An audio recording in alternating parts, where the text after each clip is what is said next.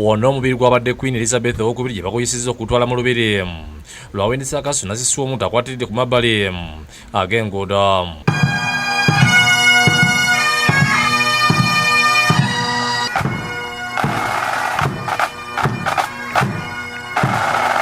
Mu lubiri muno mu lutiko ya St George mwaterekeddwa omubiri gutuusiddwa ku lutiko mu bitiibwa ebijjovu.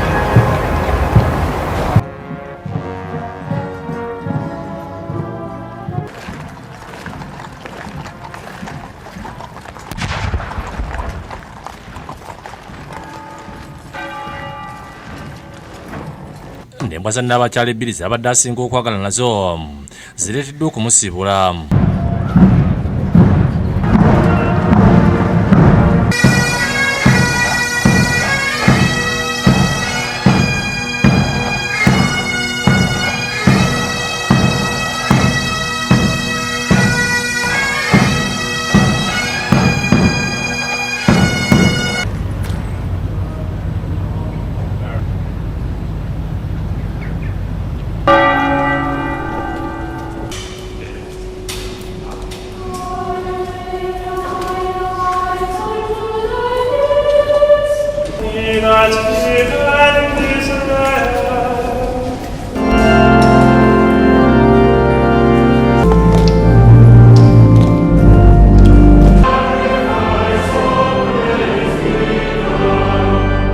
Mulutiko King Charles abaliddwa langi yabadde Nnaabakyala n'ebindiri ntono byatadde ku sanduuke ya nnyina.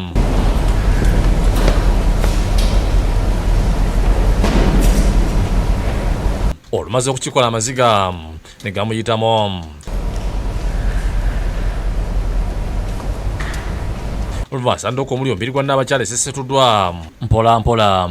Ebadde esesetuddwa nga ddiini wa Lutiko bw'asoma Zabbuli n'okutendereza. Them that fear him, and his righteousness upon children's children. Go forth upon thy journey from this world, O Christian soul. Ssaabalamuzi Justin Welby awadde omubiri gwa Nnaabakyala omukisa ogusemba. Oluva avunaanyizibwa ku birangiriro omuyita eggata King of Arms yayogedde ebitiibwa bya Nnaabakyala n'engeri gy'abadde akola emirimu gye ng'eyo yonna bagenda okumujjuukirirako. Queen, head of the Commonwealth, defender of the faith, and sovereign of the most noble order of the Garter. Omukolo oguddiridde ogw'okuterekebwa guba gwakyama nga tiguweereza butereevu ku mpewo naye ng'asidde okulira nabba omulangira Philip okusinziira ku kiwandiiko ekivudde e Buckingham.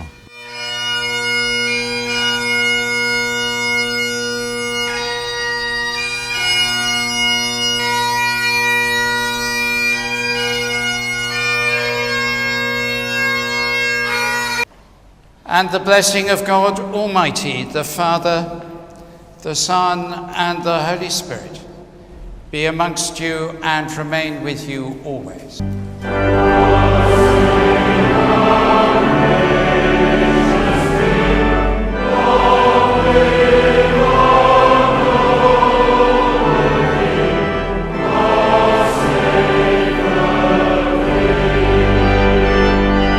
Download the app on App Store or Google Play Store now.